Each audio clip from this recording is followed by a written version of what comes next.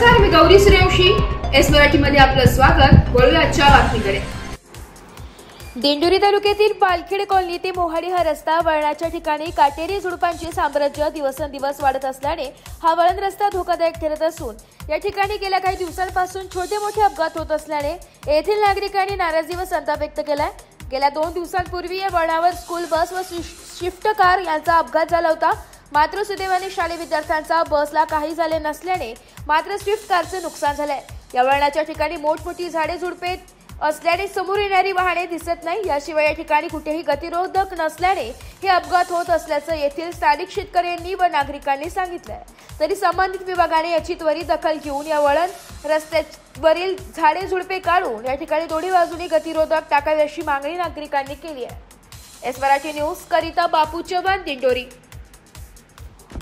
अशाच नवीन ताज्या घडामोडी जाणून घेण्यासाठी आमच्या एस मराठी न्यूज चॅनेलला लाईक करा, शेअर करा, सबस्क्राईब करा आणि बेल आयकॉनला क्लिक करायला विसरू नका.